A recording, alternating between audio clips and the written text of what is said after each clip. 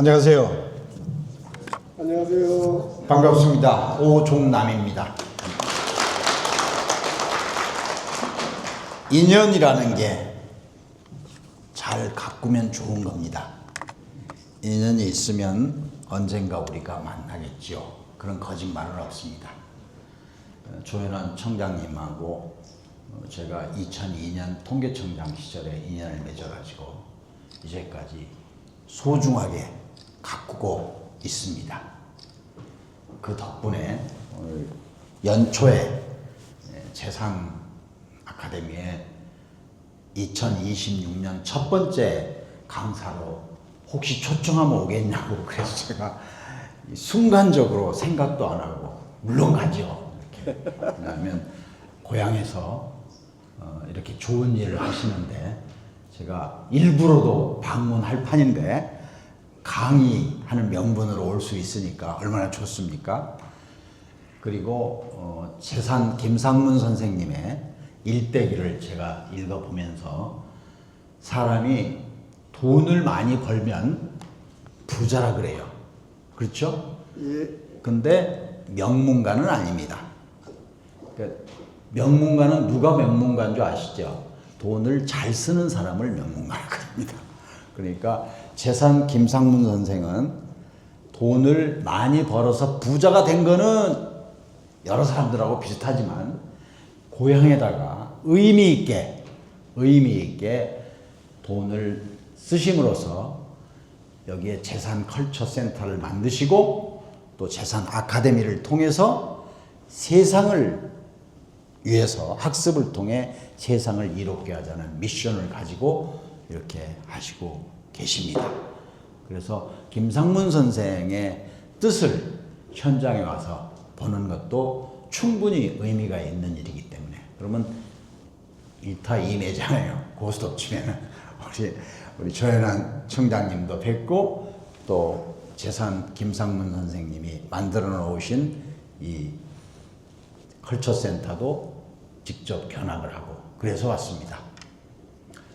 아까 우리 안성민 단장이 노래를 부른 오솔레미오를 해설해 주셨듯이 제자가 비겔제자잖아요. 사실 우리가 다 비 오는 날을 다 겪고 살 수밖에 없잖아요. 그런데 또 언젠가는 비가 개지 뭐 허구한 날 비가 오는 건 아니잖아요. 저는 그래서 재산 선생의 호도 무지하게 좋다고 생각을 합니다. 비겔제자를 써가지고.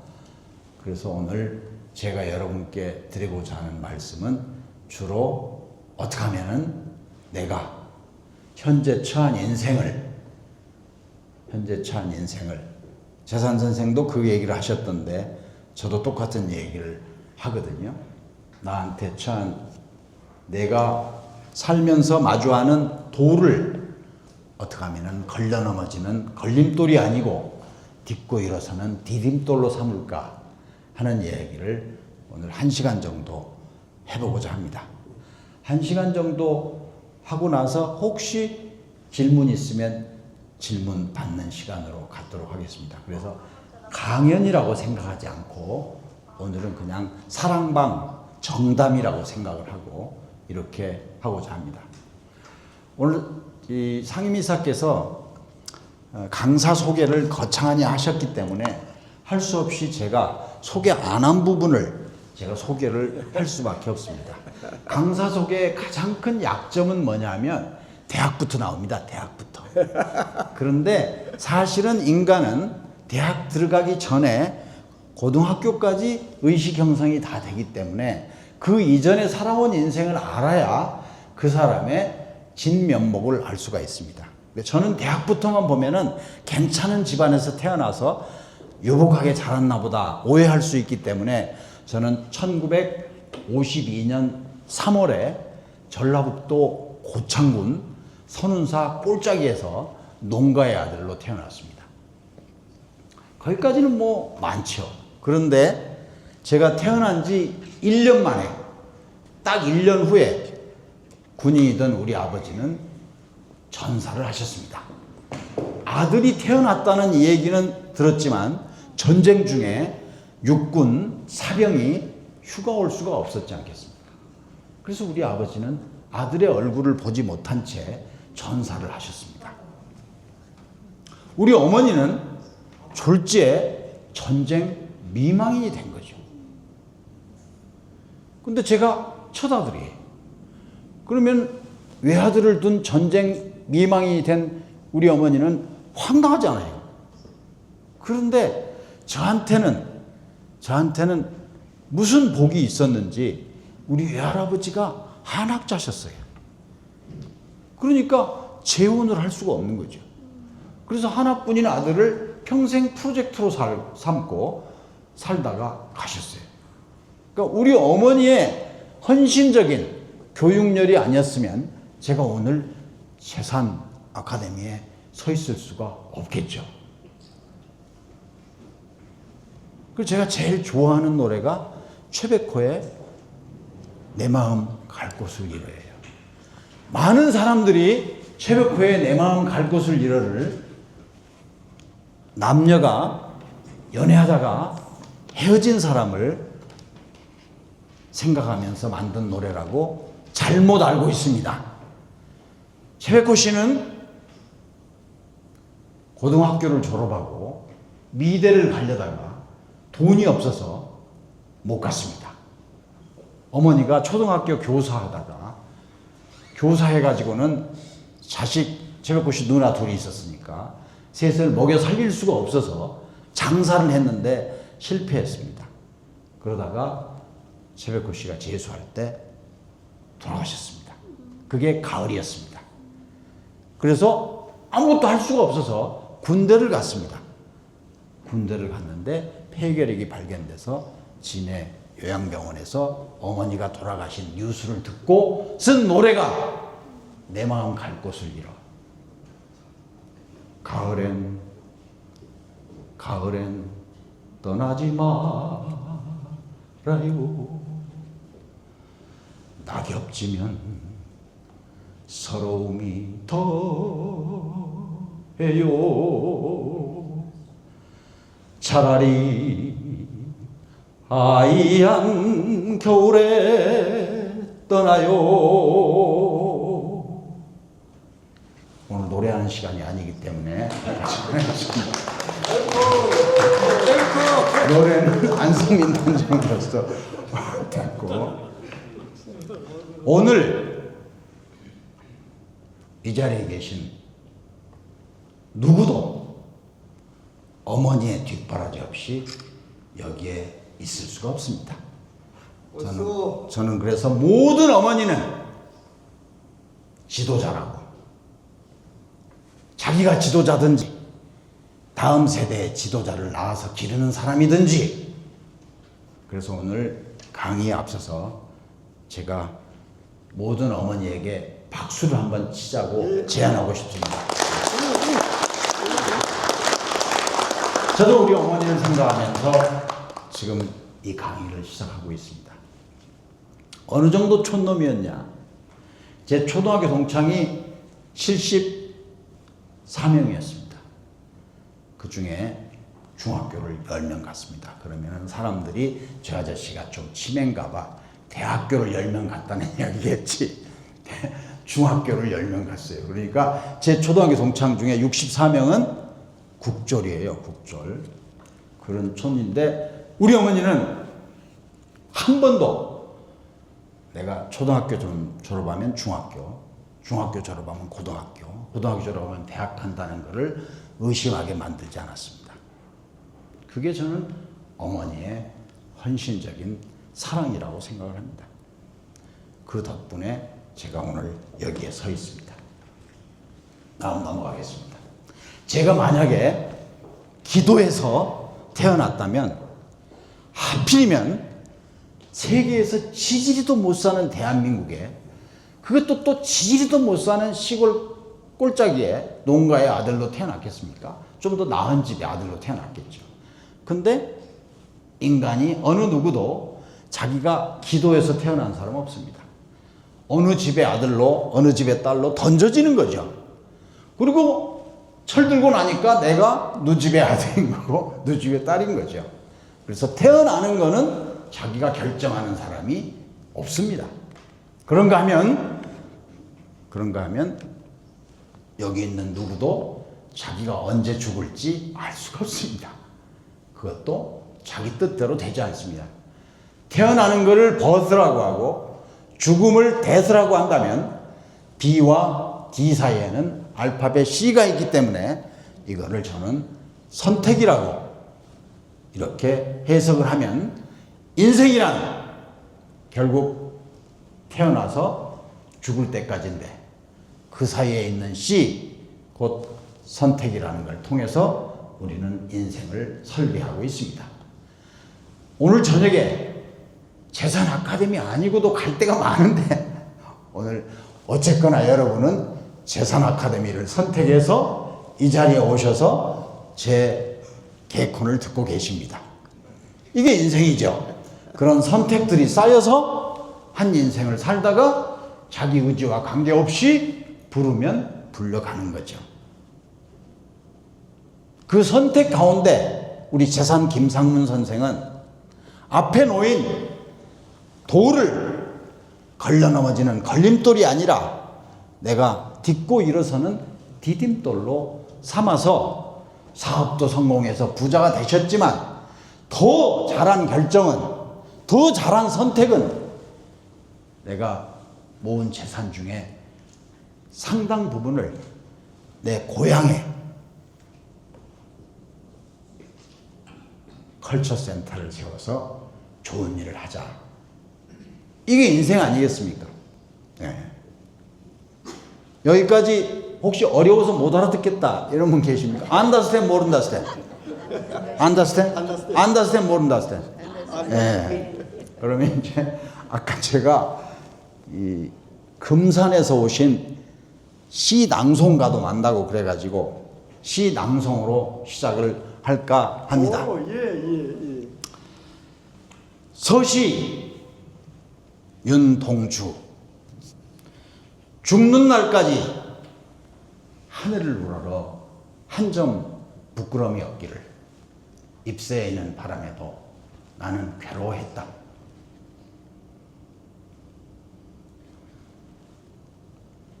생명을, 별을 노래하는 마음으로 모든 죽어가는 것을 사랑해야지.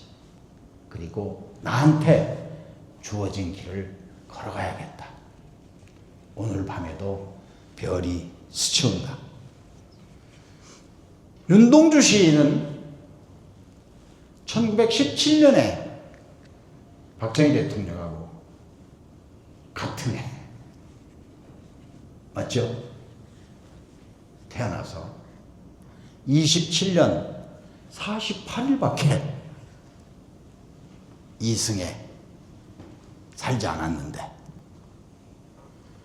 작년에 서거 80주년을 맞이해가지고 전국 방방곡곡에서 윤동주 시인을 기리면서 윤동주 시인이 우리에게 남겨준 메시지를 다시 한번 돌아보는 그런 해였습니다. 그런가 하면 윤동주 시인과 평양 숭실중학교 동기동창인 김형석 교수님은 아직도 살아계시면서 우리에게 선한 영향력을 끼치고 계십니다.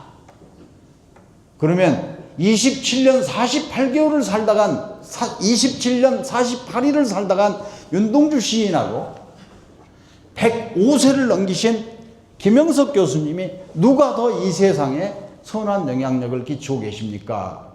물어보는 게 바보죠. 두 분 다 비교할 수 없을 정도로 선한 영향력을 끼치고 계십니다. 정리하겠습니다. 윤동주 시인은 짧게 살다 가셨지만 굳게 사신 거는 다 느끼는 바와 같습니다. 김영석 교수님은 길지만, 흔히 길면 가늘다 그러는데 길지만 가늘지 않게 슬기롭게 오늘도 살아계시면서 우리에게 선한 영향력을 끼치십니다. 이 두 분을 제가 먼저 여러분께 소개해 드리는 이유는 그 다음 장에 있습니다. 1960년에 우리나라 사람의 평균 수명은 52살이었습니다. 52살이었기 때문에 부모님이 60세 환갑을 맞으면 당연히 축하해 드릴 일이었고, 부잣집에서 환갑 맞으면 한 3일쯤 잔치를 하고 그랬습니다. 제가 2002년 2월에 통계청장을 갔는데 동네에 아무리 둘러봐도 환갑잔치가 없어져 버린 거예요. 저도 이제 조금 있으면 환갑인데 어떻게 된 거야? 물어보니까 알아보니까 2000년에 이미 평균 수명이 76세가 됐더라고요. 그러니까 76세까지 보통 다 사는데 60세 환갑이 뭐 대단하다고 축하하겠어요. 그냥 생일이지. 아, 그래서 없어진 거구나. 그래서 제가 계산을 해봤습니다. 제가 제 지금 증을 다 깠기 때문에 2000년이면 제가 48살이에요. 48살부터 76세까지 살려면은 몇 년 남았어요? 28년 남았어요. 근데 평균 2년에 한 살씩 늘어나니까 그러면 14세가 늘어날 거 아니에요. 76세에서 14세 늘어나면 90이더라고요. 90. 제가 얼추 90살까지 살겠더라고요. 그래서 제가 2002년에 한국인 당신의 미래라는 책을 쓰게 됐습니다. 우리는 그때까지 부모 밑에서 3년 살다가, 부모 노릇하고 3년 살다가 환갑을 맞으면 대개 환갑잔치 끝나면 남은 인생을 남을 여자 여생이라고 그랬습니다. 그러니까 환갑잔치의 덕담이라는 게 여생 편히 살다 가십시오 이랬는데, 아니 환갑 지나고 자투리 인생이 30년이 남았더라고요. 그래서 제가 21세기 삶의 공식 30, 30, 30을 만들었습니다. 저는 항상 무단 복제 환영입니다. 그래서 제가 만든 21세기 삶의 공식을 아무나 해서 많이 퍼뜨리고, 환갑 지나고도 또 30년을 살아야 된다는 사실을 많이 알면 좋겠다 그랬더니 한참 지나고 나니까 누가 저보고 그래요.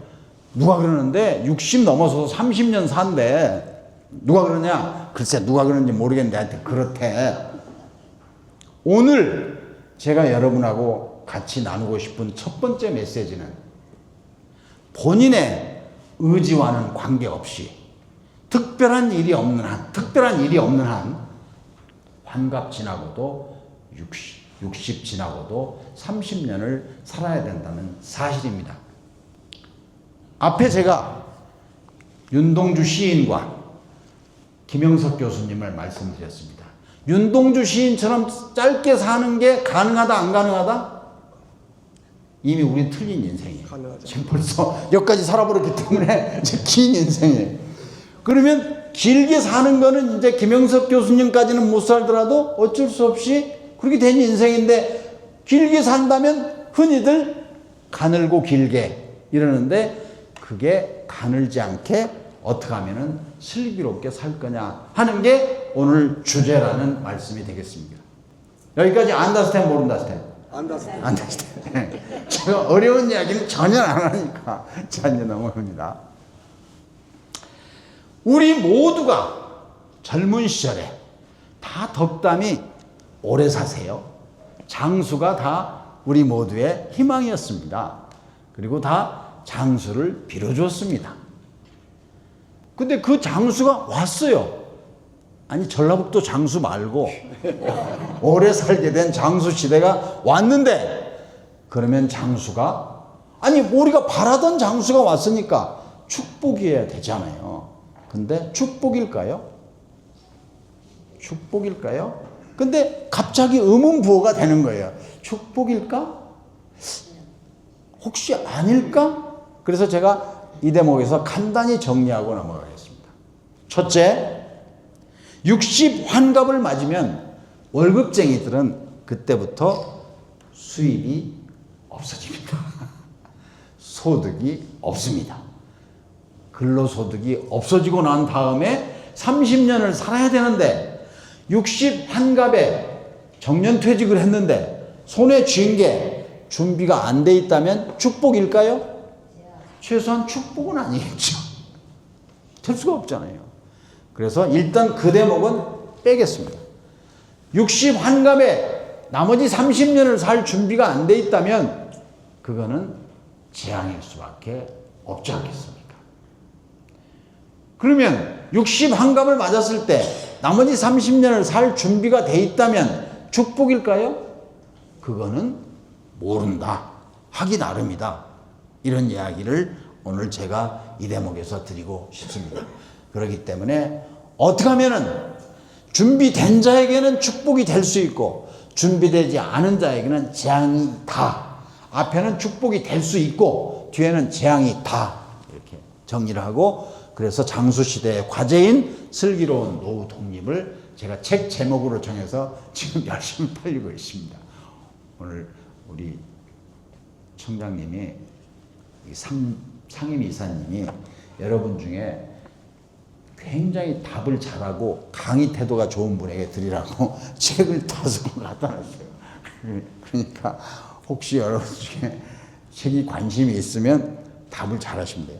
근데 여기가 요점은 어떻게 하면은 슬기로운 노후 독립을 할 거냐. 제가 독립 이야기는 이따가 하겠습니다. 자, 성큼 다가온 장수시대라고 제가 만들었는데 30년은 배우면서 준비하는 시간이고 열심히 직장 생활하면서 가정을 이루는 시간이고 마지막 30년은 슬기롭게 마무리해야 되는 시간이 아니겠습니까? 여기까지. 재수 없으면 그 후에도 또 살아야 되니까 그때는 이제 완성기가 아니겠습니까? 자, 이게 지금 간단한 문제가 아니에요. 장수 다음에 뭘까? 제가 괄호놓기 시험을 보면요. 다 모르거든요.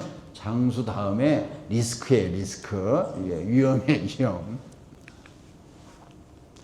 노후 준비는 누가 해야 될 거냐? 제가 여기 뭐 여러 가지 써놨지만 간단히 말씀드리면 이런 거예요. 제가 이제 지금부터는 이제 바닥바닥 넘어가야 뒤에 가서 이제 질의응답 시간도 있어요. 우리 부모 세대는 자식 보험이 있었습니다. 그렇죠? 환갑 넘어가면 자식들이 있었어요.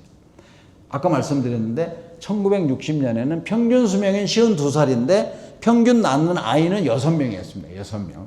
그래서 지금 1명도 안 난다고 지금 난리 법석인데 6명이었어요. 제가 2002년에 저출산 고령화라는 말을 처음으로 우리나라에 퍼뜨리기 시작을 했습니다. 이런 위험이 오고 있다. 6명이나 낳는데 50 간 넘으면 죽어요. 그러면은 나이가 들면은 어떻게 돼요? 자식들한테 효도받으면서 살 생각을 했던 거예요. 우리가 지금 자식들한테 노후를 의탁할 수 있다 없다? 예. 깨몽이죠, 깨몽. 그런 생각하고 계셨다면 깨몽이에요. 노후 준비는 누가 해야 된다? 예. 다 아시는 거예요. 제가 오늘 모르는 이야기는 한마디도 안 나올 거예요. 다 내가 해야 되는지 알아요. 그래서 우리 같은 세대를 뭐라고 하느냐. 우리는 부모가 아프시다 그러면은 그래도 직접 못 가면 용돈이라도 보내든지 아니면 마음이 좀 불편해요. 근데 우리가 우리 부모 세대처럼 나이가 들었을 때 우리 자식들이 우리를 그렇게 돌볼 수 있을까요? 없어요. 없어요. 60 언저리에 돌아가시는 부모를 6명의 자녀가 돌보는 것과 90까지 사는 부모를 한 2명이 돌보는 거는 비교할 수가 없잖아요. 그러니까 자식 보험은 된다 안 된다? 안 된다. 다시 한번 자식 보험은 된다 안 된다? 예. 그래서 노후 준비는 누가 해야 된다? 예. 지금 복습하고 있는 거예요. 다 아시는 거. 인생이 과거에는 30년 공부해서 준비하고 30년 직장 생활하고 환갑 이후에 정년퇴직하면 은퇴라고 하는 걸 했는데 지금은 무슨 소리예요? 지금 은퇴 됩니까? 안 돼요. 70 넘어서도 일하는 사람이 많습니다. 물론 일의 내용이 좀 다르지만 먹고 살라고 일하는 것과 보람을 위해서 일하는 건 다르지만 지금 우리나라에 70 넘어서 일하는 분도 굉장히 많습니다. 그러니까 예전에는 이렇게 30년 공부하고 30년 일하고 퇴직하면 은퇴인데 지금은 이게 공부하고 일하고 일하면서 공부하고 다시 일하고 이런 세상을 살아야 된다. 그걸 제가 한마디로 정의하면 이런 거예요. 평생 직장은 없어요. 이제 한 직장을 죽을 때까지 은퇴할 때까지 이런 건 거의 없는데 평생 직업은 있어요. 이제 뭔가 해야 되는 거예요. 오늘 여러분이 여기 오신 것도 그런 거고 지금 재산 아카데미를 세운 것도 학습이라고 하는 거의 중요성을 지금 여기 미션의 제일 처음이 학습을 통해서예요. 제가 오늘 마무리도 그렇게 하겠습니다만 지금은 청년, 장년, 노년이 구별이 없이 다 같이 살아야 돼요. 요즘 듣는 말 중에 제일 오해하기 쉬운 말이 뭐냐 하면 요새 MZ세대 이해하기 힘들어요. 그런 단어를, 그런 문장을 많이 듣습니다. 얼른 들으면 아무 문제 없는 말 같죠? 미안하지만 굉장히 잘못된 말입니다. MZ세대는요, 우리가 이해해야 되는 동물원의 동물이 아니고요. 그 사람들이 이 시대의 주역인 거예요. 우리가 옛날 같으면 이미 뒷전으로 물러서서 훈수두어야 될 나이고요. 그런데 내가 중앙공무원교육원에 가서 들으니까 거기 있는 사람이 요새 MZ세대 이해하기 힘들어요. 그 사람들이 주역이고요. 우리들이 함께 일해야 되는, 우리가 어떻게 MZ세대와 함께 소통하면서 일할까 하는 것을 학습해야 되는 시대를 살고 있습니다. 자, 요 대목에서 제가 아까 질문도 나왔는데 두 사람이 가정을 이루고 나면 대개 자식을 낳아서 3명, 4명, 5명이 돼요. 근데 세월이 흐르고 나면 다 자기들이 가정을 이루고 나가요. 그러면 남는 사람은 짝꿍밖에 없어요. 짝꿍을 뭐라고 하는지 아세요? 배우자라 그래요. 배우자. 배우자는요, 제가 주례할 때 맨날 쓰는 말인데 인생을 함께 배우는 동반자예요. 자식들은 잠시 왔다 가는 거예요. 우리도 부모의 자식으로서 잠시 자식 노릇하다가 배우자 만나면 독립하는 거죠. 그래서 저는 오늘 여러분에게 이 대목을 꼭 강조하고 싶은데 엄마들은 특히 우리 엄마도 그랬지만 엄마들은 결혼하고 아이를 낳는 순간 자기 이름을 잊어버립니다. 누구 엄마가 돼요. 그러니까 아내로서 끝나는 것은 물론이거니와 자기도 없어지는 거예요. 누구 엄마를 언제까지 하나요? 자기 딸이 엄마가 될 때까지 해요. 아니 어쩌면 죽을 때까지 누구 엄마예요. 자기 이름을 거의 찾고 죽지 못해요. 그래서는 안 되는 거예요. 이제는 아이가 엄마를 필요로 할 때까지 누구의 엄마지, 그 다음에는 누구의 아내로 돌아와야죠. 자기 자신을 찾아야죠. 그래가지고 배우자끼리 서로 프렌드십을 만들어야 된다. 파트너십과 프렌드십은 뭐냐? 파트너십은 미션이 있을 때, 일이 있을 때 함께 하는 사람이 파트너예요. 파트너는 일 끝나면 끝나는 거예요. 그래서 남정네들은 직장이 끝나면 갈 데가 없어요. 왜냐하면 일할 때 같이 일한 사람을 프렌드라고 생각했는데 일 끝나면 끝나는 거예요. 후배들도 선배가 한두 번 밥 먹자 그럴 때 나가지, 허구한 날 선배가 갈 데 없다고 전화해서 밥 먹자 그러면 자기도 바빠요. 집에서는 엄마들은 많아요, 프렌드가. 심지어 뭐 중학교 동창, 고등학교 동창 말고 아이 학교 다닐 때 유치원 학부모 모임, 초등학교 학부모 모임, 중학교 학부모 모임, 학부모 모임을 한 자기 딸이 학부모가 돼도 학부모 모임이 계속돼요. 그래서 엄마들은 프렌드가 많아요. 남자들은 없어요. 그러니까 직장 끝나고 처음에 퇴직한 날은 플랜카드 붙여요. 우리 먹여 살리느라고 고생했다고. 이게 차츰차츰 시간이 지나고 나면 아내가 집에 있는 남편을 좋아한다, 귀찮아한다. 답하기가 곤란하실 거예요. 그래서 남자들한테 특히 하는 이야기가 오늘 이 순간부터 어떻게 하면은 아내에게 꽉 붙어가지고 안 죽긴 할까. 이거를 미리 해야지. 직장에 다닐 때 해야지. 직장 끝나고 갈 데 없다고 하면 이미 늦는다. 일본 말 중에 이런 단어가 있어요. 일본 말이 기분 나쁘시겠지만 비에 젖은 낙엽이라는 말이 있습니다. 잘 안 쓸려요.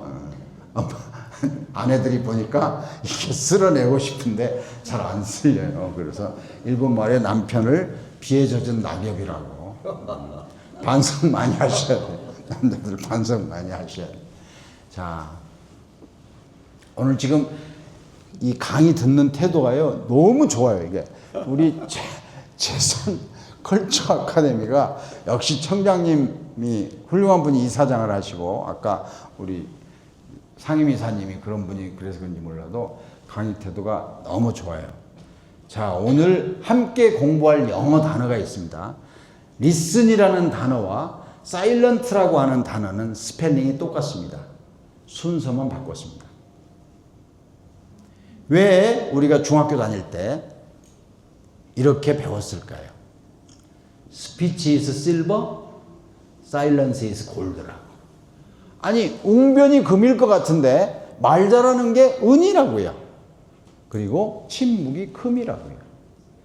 침묵이 뭐 하라는 뜻이냐? 상대방의 이야기를 잘 들으라는 뜻이에요. 그래서 listen이라고 하는 이 단어와 경청과 silent라고 하는 단어가 스펠링이 같다는 거예요. 오늘 너무너무 지금 경청 자세가 좋아가지고 제가 이 대목을 그냥 넘어갈까 하다가 기왕에 준비해서 말씀드리는 거예요. 무지하게 중요한 거예요. 대화라는 단어를 많은 사람들이 상대방을 쳐다보고 말하는 걸로 알아듣지만 원래 대화는 상대방더러 말하라고 그러고 나는 듣는 거를 말합니다. 대화를 잘하는 방법은 상대방을 말하게 만들고 나는 듣는 거를 대화의 고수라 그럽니다. 노화와 노세는 아파트 가지고 설명하면 금방 알아요. 아파트가요, 50년 되면 그때부터는 50년이나 60년이나 70년이나 똑같이 노후된 거라 그래요. 그런데 어느 게 더 노후됐냐 하는 거는 뭐 나름이다? 관리하기 나름이에요. 1년에 한 살씩 먹는 거는 누구나 똑같아요. 그런데 70대고 80 됐을 때 어떤 상태냐 하는 거는 자기가 어떻게 관리하느냐에 따라서 달려있는 거예요. 그래서 에이지잉은 나이를 먹는다 그거예요. 에이지잉. 이거는 누구도 거부할 수 없는 거지 않습니까? 그런데 인펌이라고 하는 거는 단단하지 못하다는 뜻이에요. 인펌은. 노쇠, 단단하지 못하냐, 단단하냐 하는 거는 자기가 얼마나 건강에 신경 쓰느냐에 따라서 달린 거예요. 건강 중에 제일 중요한 게 신체 건강만 있는 게 아니에요. 정신 건강도 있어요. 그래서 제 책에 제가 오늘 책 안 받으시는 분도 전혀 아무 문제가 없는 게 이 책은 아무 문제가 없는 게 첫 페이지 표지가 그냥 한 권 다 끝낸 거예요. 첫 페이지 표지만 읽을게요.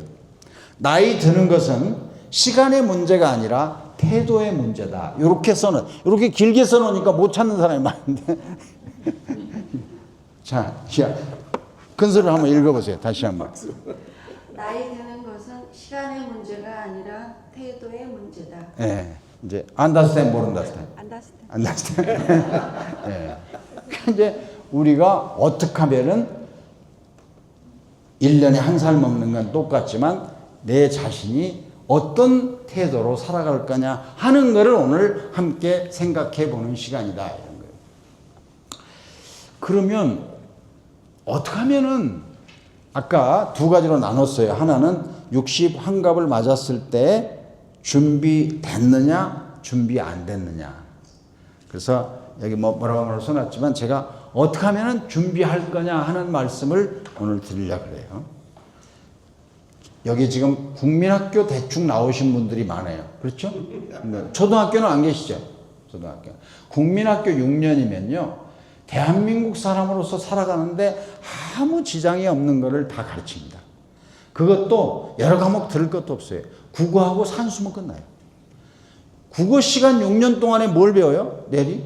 주제 파악 배우는 거예요. 아래 문장을 읽고 주제가 같은 것은. 산수 시간에 6년 내에 뭘 배워요? 분수 배우는 거예요. 그래서 인간이 주제 파악하고 분수 지키면 되는 거예요. 그래서 제가 지금 어떻게 하면 되느냐 하는 거를 분수에 맞는 삶을 썼는데 제가 오늘 이 대목이 오늘 다른 건 다 잊어버려도 되는데 이 대목만 제가 열심히 만든 거예요. 제가. 자, 공부하겠습니다. 이건 정식으로 공부하겠습니다. 너무 중요하기 때문에. 낭비와 지출은 조금 차이가 나는 거예요. 낭비는 뭐냐? 낭비는 안 써도 되는데 헛되게 쓰는 걸 낭비라 그래요. 여러분, 세금 많이 낸 사람이 어떤 사람이냐? 지방국세청장, 국세청장이 표창장은 하나 주겠지만 안 내도 되는 세금을 내면 그거는 바보예요. 그러니까 탈세는 절대 안 돼요. 그렇지만 세법을 잘못 이해해가지고 내지 않아도 되는 세금을 내는 거는 바보예요. 그러면 이제 절세를 했어요. 근데 우리가 제일 들으면서 가장 잘못하는 말이 그 사람은 재산 모으다 죽었대 이런 말이에요. 재산은 절대 모을 수가 없습니다. By definition. 재산의 정의는 숨 쉬는 사람이 갖고 있는 것을 재산이라 그러지 죽는 순간 재산이 유산이 되는 거예요. 어느 누구도 죽어서 가져갈 수가 없어요. 왜냐하면 수의에 호주머니가 없기 때문에. 그러니까 재산 모으다 죽는다는 말 자체가 성립을 안 해요. 재산은 쓰다 죽는 거예요. 쓰다가 남은 거를 자식이 가져가는 거예요. 그런데 안 쓰고, 그러니까 모으다 죽는다는 게 아니라 안 쓰고 많이 남기면은 동기 간에, 형제 자매 간에 싸울 확률이 많다, 안 싸울 확률이 많다. 싸울 확률이 많다. 그래서 유산이 많은 것과, 재산 아니에요. 유산이 많은 것과 동기 간의 우애는 반비례한다. 여기까지 안다스테 모른다스테. 그거를 주구장창 많이 모아가지고 자식들한테 주면 행복할 거라고. 여기 청장님이나 저나 별로 받은 거 없어요. 그렇지만 지금 모자라지 않아요. 만약에 많았다면 우애 좋거든요, 이분. 근데 왜 좋겠어요? 없으니까. 싸울 게 없어. 싸울 게.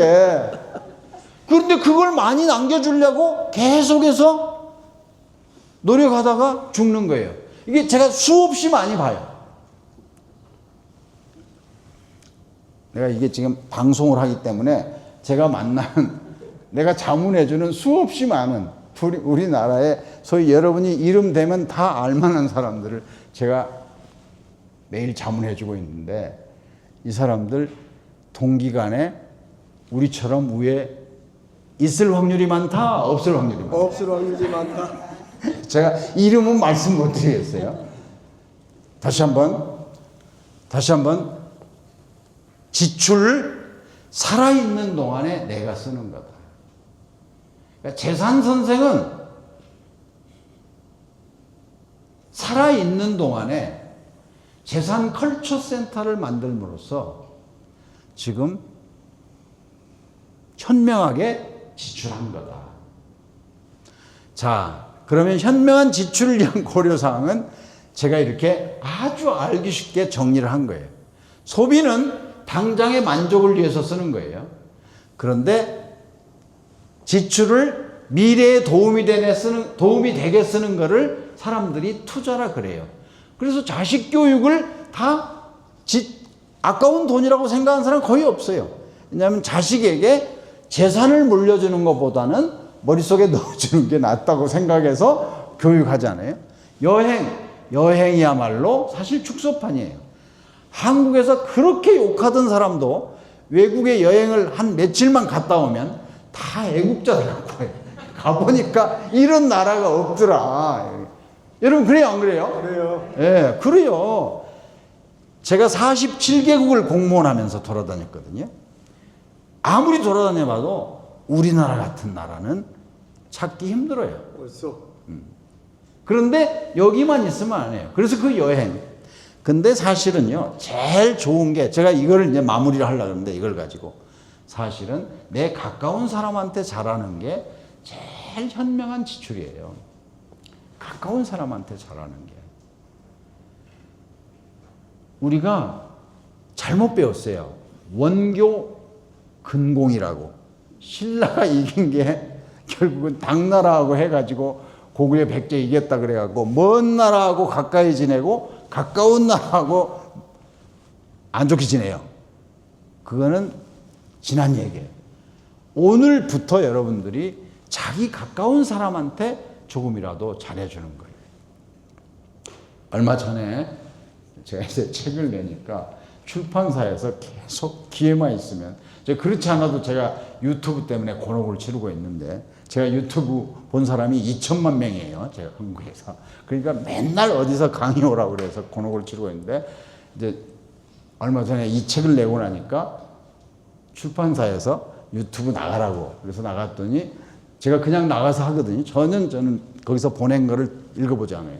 그래서 오늘 여러분께 소개하고 싶은 얘기가 있어서 소개하려고 그래요. 딱 갔더니요, 첫 번째 질문이 이거예요. 아마 여러분도 이 질문을 하시려고 준비한 분이 계실지 몰라요. 저보고 이야기해요. 오 교수님, 요새요 두 가지 서로 다른 학설이 있는데 어느 게 맞아요? 그러는 거예요. 뭡니까? 그랬더니 어떤 사람은요, 나이 먹으면은 친구를 줄이라 그래요. 어떤 사람은 나이 먹을수록 친구가 필요하다 그래요. 어느 게 맞아요? 어? 누가 혹시 답 있어요? 어디 맞아요? 답이 없어요. 답이 없어요? 예. 또 누가 답 있어요? 없어요? 제가 그날 그 질문을 받는 순간 이런 생각을 했어요. 그 순간에 오늘 같이 생각해 보는 거예요. 친구란 무엇입니까? 부터 시작을 했어요. 친구잖아요. 친할 친자, 옛구자잖아요. 오랫동안 가까워 지내는 사람이 친구잖아요. 여러분 친구 누가 제일 많아요? 동창이잖아요. 동창.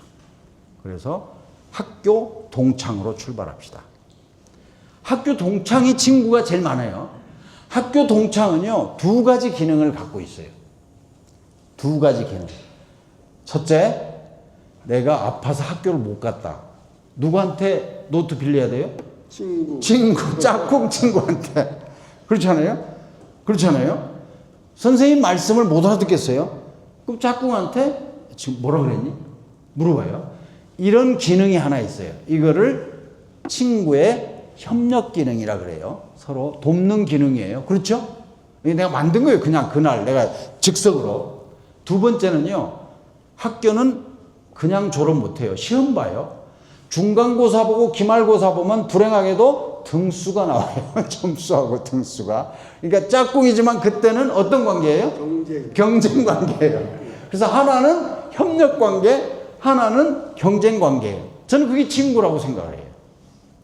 그런데 학교를 졸업하고 나서 취직을 하고 나면요, 같은 회사에 들어가지 않는 한 경쟁 관계는 솔직히 말하면 마음으로 그럴 수 있을지 몰라도 직접적으로는 경쟁 관계는 아니지 않습니까? 그렇죠. 그런데도 죽을 때까지 고등학교 때 나보다 공부 못했는데 사회에 나와서 지금 좀 잘된 사람만 자꾸 머리에 떠올려요. 근데 그래, 동창회 요새 제 나이 또래 되면 동창회에 안 나온 사람 제법 많이 늘어요. 왜냐하면 꼴보기 싫으니까. 만나가지고 집에 갈 때 씁쓸하거든요. 자기 자랑으로 끝나는 게 아니에요. 아들 자랑. 또 끝나는 게 아니에요. 손자 자랑. 이게 듣다 보면은, 아이, 괜히 나갔다. 그래서 제가 이렇게 정리를 했어요. 나이가 들면 자기가 꿀꿀할 때 생각나는 친구, 그런 사람은 있어야 되겠죠. 그러나 만나서 헤어질 때 찜찔한 사람은 없어야 되겠죠. 그래서 친구를 구별하자. 그러니까 여러분도 모든 동창을 다 만나시는 거 아니지 않습니까? 동창 중에 꿀꿀할 때 생각나는 사람은 놔둬야죠. 근데 만나고 헤어질 때 좀 마음에 안 드는 사람은 차라리 안 만나는 게 낫고, 저는 이렇게 정리를 했어요. 저는 정답은 없어요. 지금 말씀 동의해요. 그러나 저는 그렇게 정리를 하고 삽니다. 그러니까 지금부터 사시는 과정에 기성복이 없어요. 다 자기가 맞는 대로 사는 거죠. 맞춤형으로. 그럴 때 자기 스스로가 내키는 대로 해야 된다. 근데 제가 꼭 이거는 주변에 베푸는 삶 괜찮은 삶이다. 이 말씀을 드리고 싶어요. 제가 이 인생 3대 바보, 3대 실패 이거 맨세간에 돌아다니는 건데 제가 간단히 정리할게요. 3대 바보는 할머니, 할아버지 이야기예요. 이게 갑자기 할머니, 할아버지가 놀러 가려고 그랬는데 딸이 전화 와가지고 김서방이 학회 가면서 같이 가자 그러니까 애들 봐주라. 그러면 할아버지하고 약속한 건 금방 까먹고 손자, 손녀 봐주느라고 스케줄 바꾸는 사람. 혹시 상속세 많이 낼까 봐서 재산 미리 물려주고 용돈 다 쓰겠다는 사람. 또 애들이 와서 자고 간다 그러면 방 모자랄까 봐 새삼 그 나이에 집 늘려가는 사람. 이걸 3대 바보라 그래요.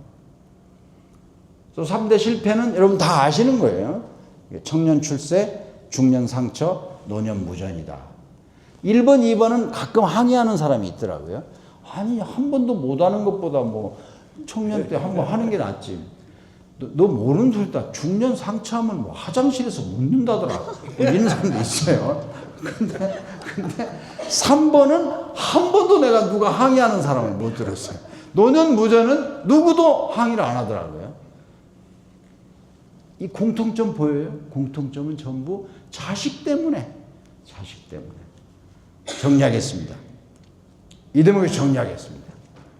진정한 자식 사랑은, 우리 어머니는 당신의 모든 걸 다 바쳐서 하나뿐인 아들의 성공을 위해서 사셨습니다.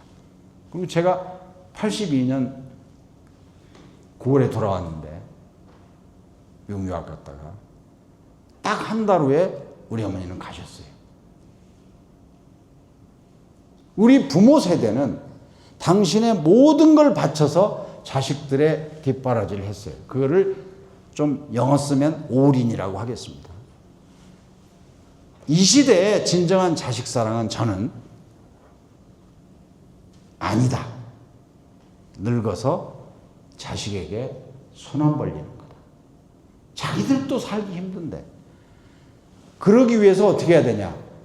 자식에게 올인하지 말고 하프인만 하고 나머지 반은 자기 자신의 노후 준비를 해서 손 안 벌리고 살다가 그리고 좀 남은 게 있으면 자식이 유산으로 가져가겠죠. 그러나 자식을 위해서 미리 올인하다가 찬밥되면 안 된다. 이런 말씀을 드리고 싶어요.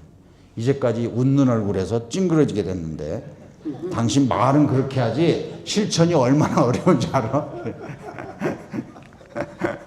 자, 제가 부부 이야기는 요 이야기가 아니고 오늘 여기 지금 대충 반씩 오셨기 때문에 남성들을 향한 교육을 좀 시키고 가려고 그래요.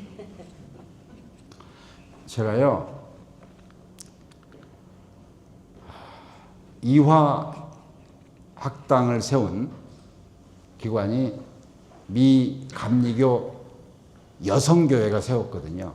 그래서 이화 학당이 이화 여고가 되고 이화 여대가 됐는데 2007년에 미국 선교사들을 보내고 한국인으로 이 사회를 바꾸면서 이화대학과 이화여고를 세운 그 재단을 한국 사람으로 바꾸면서 제가 이사장을 16년을 했습니다. 그때 제가 만든 말이니까 그 참고를 해 주시기 바랍니다.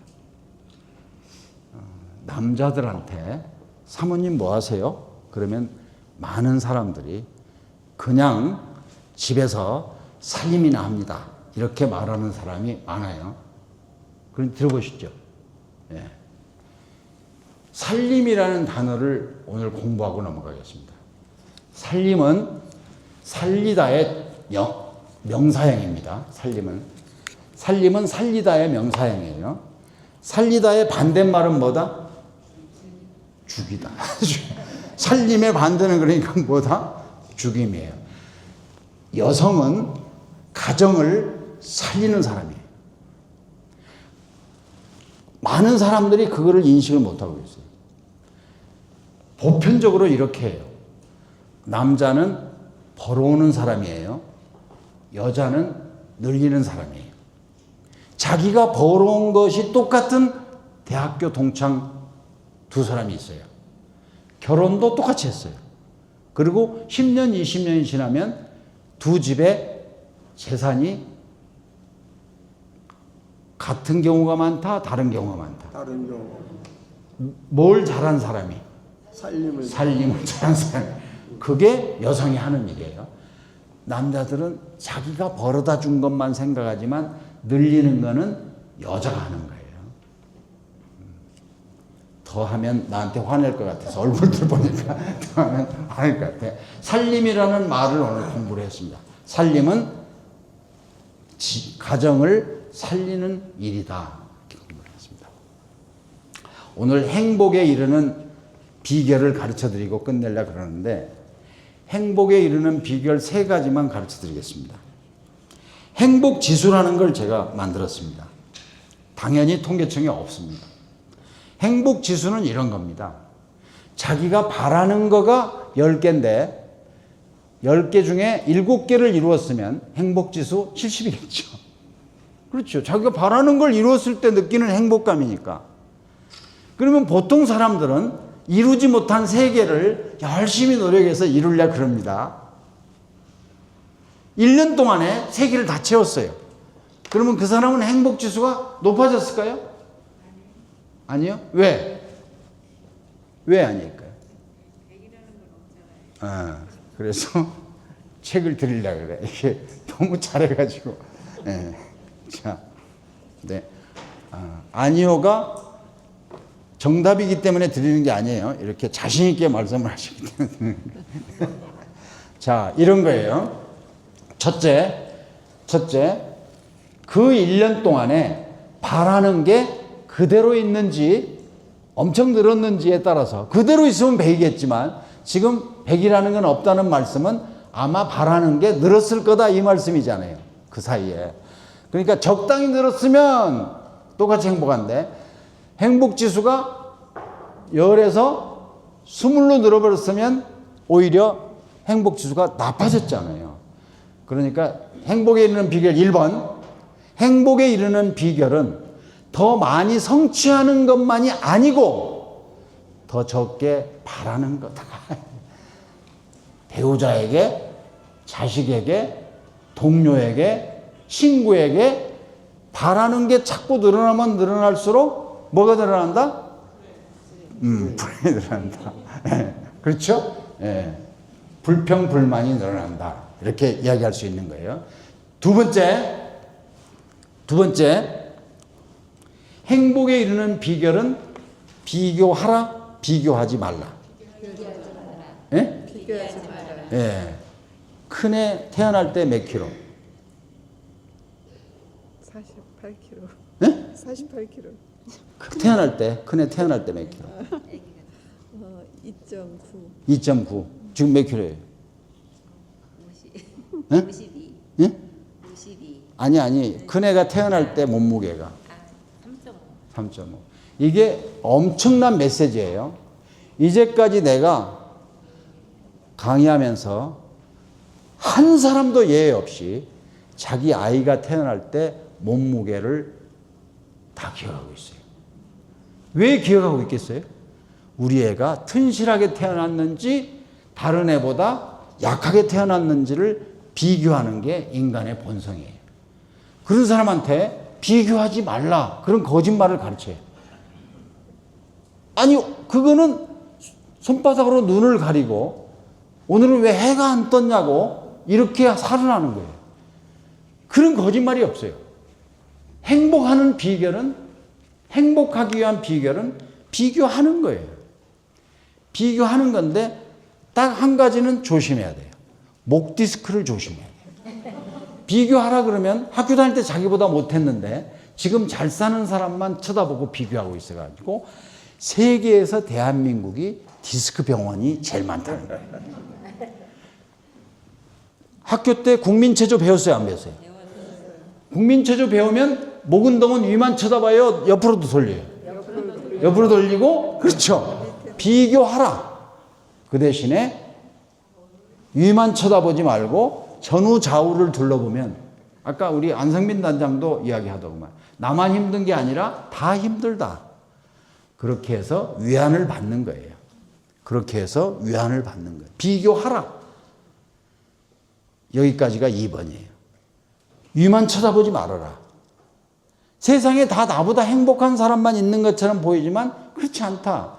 오늘 재산 아카데미에 와서 이렇게 개콘을 보면서 웃는 여러분 이러고 앉아 계실 때 지금 일하고 있는 사람도 있어요. 그렇게 생각하면 간단한 거예요. 내가 손에 항상 손은 두 개가 뭘 뜻하느냐? 가진 손과 못 가진 손이에요. 못 가진 손을 가지고 계속 위만 쳐다보고 불행하게 생각하면 행복할 수 없는 거죠. 그러나 내가 가진 손을 보고 있으면은 감사한 일이죠. 그리고 아래를 쳐다보는 것도 있어요. 국민체조 목운동에 아래 쳐다보는 게 있어요. 아래를 쳐다보면 지금 우리보다 못한 사람이 있다는 걸 알게 돼요. 그때 뭐를 실천하면 된다? 나눔을 실천하면 된다. 그게 제가 오늘 가장 중요한 거는 제가 뒤에 먼저 하겠습니다. 참 행복이라는 건요, 다른 사람과의 배려에서 나오는 거예요. 배려는요, 짝배자에 염려할 여자예요. 내가 이렇게 말을 하면 상대방이 상처받지 않을까? 식당에 가서 야, 깍두기 하나 가져라. 그냥 그래요. 아니, 식당 종업원은 인권 없습니까? 함부로 가서 하대하고 함부로 하고. 저는 배려라는 게, 나눔이라는 게 물질적인 나눔만이 아니에요.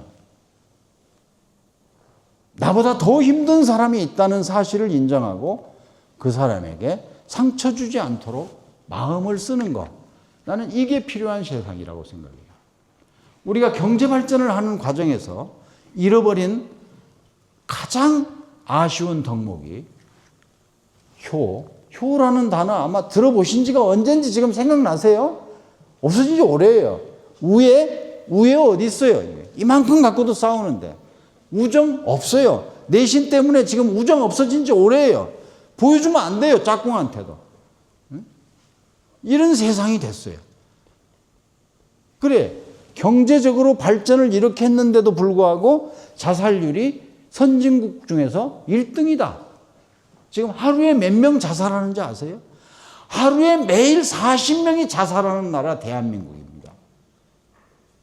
1년에 15,000명 이상이 자살로 생을 마감을 해요. 말이 됩니까? 새끼 밥도 못 먹을 때에는 자살이 이렇게 심하지 않았어요. 뭐 때문이냐? 저는 이거를 다 배려라는 단어, 배려라고 하는 이거를 회복하는 운동을 제가 하고 있습니다. 제가 3년 전에는 전국을 다니면서 배려 회복 운동 강의를 한 30번을 한 것 같아요. 아무리 바빠도. 결국은 아까 제가 우정에서 말씀드린 경쟁보다는 협력, 이게 필요한 시대가 아닌가. 친구들 만나면 꼭 헤어질 때 친구를 기분 나쁘게 하는 친구. 이런 사람이 있어요. 많이 갖는 게 중요합니까? 아니죠. 결국은 내가 가진 걸 가지고 얼마나 감사하면서 행복한 거냐. 아침에 일어나서 생각해 보면 너무 간단하지 않아요. 내가 오늘 아침에 하루가 주어진 거잖아요. 어저께 돌아가신 분은 아마 하루만 더 살게 해달라고 기도했는데 안 됐을 수도 있어요. 같이 생각하면 내 옆에 있는 사람한테 조금이라도 더 배려하면서 사는 거. 좀 종교적으로 이야기하면 사실은 주는 것이 받는 것보다 더 행복하거든요. 여러분 그렇지 않습니까? 네. 남에게 도움을 줄 때 그 순간 자기는 기쁨을 느끼지 않습니까?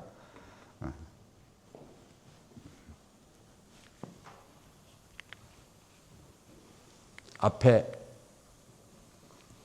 아이고 제가 이 앞에를 가려고 그랬는 건데 앞에 지금 넘어갔던 거 지금 아까 우리 이 재산 선생이 말씀하신 걸림돌 디딤돌이라는 걸 저도 많이 쓰고 있는데 인생은 다 고해라고 그러지만 사실 살만 나는 거예요. 제가요 제 얘기를 다시 한번 말씀드리면 태어나서 정신 차려보니까 아버지가 없는 거예요. 우리 어머니가 재혼했으면 나는 과원 갔겠죠. 제가 다음 주에도 과원에 갑니다. 남산원이라는 과원에 제가 1년에 2번씩 가는데 가서 정말 행복을 느껴요. 그리고 애들하고 내가 이야기할 때 야 나는 우리 어머니가 재혼했으면 과원 갈 사람이다. 동료의식이 있는 거예요. 그런데 내가 뭐 우리 아버지 왜 안 계시냐고 불평한들 아버지가 살아옵니까? 이미 전쟁에서 가셨는데 나한테는 아버지 없는 거다. 이렇게 주어진 걸 받아들이고 내 인생을 선택해서 산 거죠. 아마 김상문 선생도 그러셨겠죠. 아마 내가 왜 이렇게 힘든 곳에서 태어나서 이런 생각 해본들 무슨 도움이 돼요? 그래서 그거를 걸림돌이 아닌 디딤돌로 삼는 거다. 제 개인적인 이야기를 말씀드리면 제가 고등학교를 70년에 졸업을 했는데 제가 딱 대학 시험 볼 때가 서울대학교에 입학시험 과목이 바뀌었습니다. 지금 법과대학 가려고 5과목을 했는데 전과목으로 바뀌었어요. 떨어졌습니다. 그래서 재수했어요. 야, 황당한 거죠. 근데 지금 돌아보면 제 인생에서 뭐가 가장 도움이 되는 경험이었냐? 저한테 물으면 저는 재수한 거다. 그때 인성도 조금 나아졌고 공부 못하는 보면 왜 공부를 못하지? 그거 한 번 듣고 그것도 모르고 이런 생각을 했다가 오만방자한 생각을 하다가 재수를 해보니까 그게 다 그런 거죠. 인생이 자기 뜻대로 됩니까? 그때 제대로 공부했고 그게 저한테 사람이 되는 공부 그리고 기초를 다시 튼튼히 할 수 있는 기회를 주어서 제가 이렇게 말을 만들었어요. 재수만 좋으면 참 괜찮은 거다.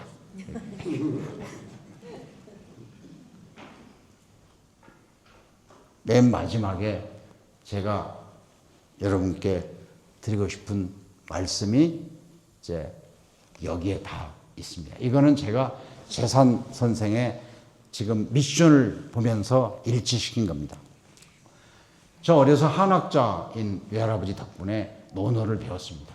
지금 논어 강의를 가끔 하고 있습니다. 오늘은 논어의 3기절만 공부 먼저 하겠습니다. 오늘 말씀드린 거에 다 요약입니다. 논어 첫 번째 문장이 학습입니다. 하기 시습지 불력 여로와. 배우고 때로 익히니까 이게 이때는 기쁠 열자예요. 저게 그 당시는 지금 우리가 쓰는 기쁠 열자가 없었고 이 말씀 설자를 기쁠 열자로 썼기 때문에 나중에 우리가 지금 쓰는 기쁠 열자는 한참 나중에 생겼어요. 그래서 이게 열자예요. 그래서 배우고 익히는 자체가 기쁨이잖아요. 그래서 오신 거잖아요, 지금. 오늘 시험 보러 오셨습니까? 여기 시험 없어요. 그래도 배우는 기쁨에 오신 거예요. 그래서 슬기로운 노후 독립에서 제일 중요한 건 뭐냐? 배우는 기쁨을 알게 되는 거다. 이런 겁니다. 두 번째, 유붕이 자원박래하니 불력 낙호예요. 이때는 즐거울 낙이에요. 앞에는 기쁜 거예요. 이때 붕은 우하고 다른 거예요. 붕은요, 같이 공부한 거를 서로 나누는 사람이에요. 그냥 술 먹고 노는 게 붕이 아니에요. 붕은 서로 뜻을 같이 하는 사람끼리 공부해가지고 재산 아카데미에 와서 혼자 공부하시는 거 아니잖아요. 같이 공부하면서 지금 온생 이야기 뭐였지? 이렇게 해가지고 내 생각은 이거 같은데 당신 생각은 어떠냐? 이거를 낙이라 그래요. 열이 아니고 이 즐거움이에요. 즐거움. 그래서 열과 낙은 사실 좀 달라요. 우리가 열낙이라는 단어에서. 근데 3번이 제가 오늘 제일 중요하게 생각하는 거예요. 논어 세 번째 문장을 시험 보면 맞히는 사람 거의 없어요. 세 번째 문장은 너무너무 인간의 약점을 찌르는 거예요. 인간의 약점을 찌르는 거예요. 공자 말씀이에요. 자, 남이 나를 알아주지 않는다고 성내지 않는 거, 이게 군자 아니겠냐. 지금 안 알아준다고 성낸 사람 많아요. 그렇죠. 많아요. 다 남이 안 알아준다고 성낸 사람 많아요. 이거를 군자라 그래요. 이게 세 번째 문장이에요. 논어에. 남이 자기를 안 알아주지 않는다고 성내지 않으니 군자가 아니겠냐. 이 세 번째 문장은 공자님이 여러 군데 반복을 했는데 제가 다시 한번 써놓은 거예요. 남이 나를 알아주지 않는 거를 걱정하지 말고 내가 남을 알아보지 못하는 걸 걱정해라. 하도 사람들이 말을 안 들으니까 공자님이 여러 번 말씀하셨어요. 그래서 그 다음 문장은 지금 불환, 남이 나를 안 알아준다고 걱정할 게 아니라 내가 상대방을 알아보지 못한 걸 걱정해라. 오늘 제가 여러분과 슬기로운 노후 독립에서 말씀드리고자 하는 이게 지금 재산 김상문 선생이 계속 재산 컬처 아카데미를 세우면서 컬처 센터를 세우면서 강조하신 거를 제가 생각해 본 거예요. 그러면 어떻게 살아야 될 거냐? 어떻게 살아야 될 거냐? 이거는 이제 공자님 말씀 중에 노나라 사람이거든요, 공자님이. 근데 노나라가 좀 혼란에 빠져가지고 제나라에 간 적이 있어요. 그 제나라의 왕이 경공이에요. 경공이 50 몇 년을 왕 노릇을 했어요. 이게 형이 폭정을 해가지고 이게 형을 때치고 동생이 왕이 됐는데 50 몇 년을 한 중에 공자가 이제 명나라에서 오니까 공자를 모시고 정치라는 건 어떻게 하는 거예요? 이렇게 물어봤어요. 제나라 경공이 문정어 공자예요. 공자님에게 정치를 물어보니까 공자 대활, 공자님이 말씀하시는데 오늘 이거는 시험 안 보지만 외워갖고 가세요. 여러분이 아마 외우는데 아무 지장 없어요. 군군 신신 부부 자자. 그러니까 또 아니 부부가 자자고 또 이렇게 이런 게 아니고 이런 게 아니고 군주는 군주답게, 신하는 신하답게, 아비는 아비답게, 자식은 자식답게 살게 만드는 것이 정치 아니겠습니까? 해석하면 이름값을 하게 하라. 지금 자리에는 거창한 자리에 앉아가지고 이름값 제대로 하는 사람이 많다, 못하는 사람도 있다. 그거를 정명론이라 그래요. 이름값을 제대로 하게 하라는 게 정명론이에요. 오늘 제가 재산 컬처 아카데미에 우리 조현환 청장님의 초청으로 와서 여러분과 나누고 싶은 두 가지 메시지입니다. 첫째는 나보다 힘든 사람에게 배려하는 마음으로 삽시다. 둘째는 재산 컬처 아카데미에 와서 열심히 공부해서 자기가 이름값을 제대로 하고 삽시다. 이런 메시지예요. 여기까지 안다스탠 모른다스탠? 안다스탠. 네, 마지막을 시로 장식하겠습니다. 오, 예. 나 하나 꽃 피어 조동화. 나 하나 꽃 피어 풀밭이 달라지겠냐고 말하지 말아라. 네가 꽃 피고 나도 꽃 피면 결국 풀밭이 온통 꽃밭이 되는 것 아니겠느냐. 나 하나 물들어 산이 달라지겠냐고도 말하지 말아라. 내가 물들고 너도 물들면 결국 온 산이 활활 타오르는 것 아니겠느냐. 오늘 제가 여러분께 함께 하고 싶은 말씀은 김상문 설립자 선생의 송년 메시지가 죽음 이후에 어떤 사람으로 기억될지는 각자의 삶의 태도에 달려있다고 내 책에다 쓴 소리하고 똑같이 하셨더라고, 결국은.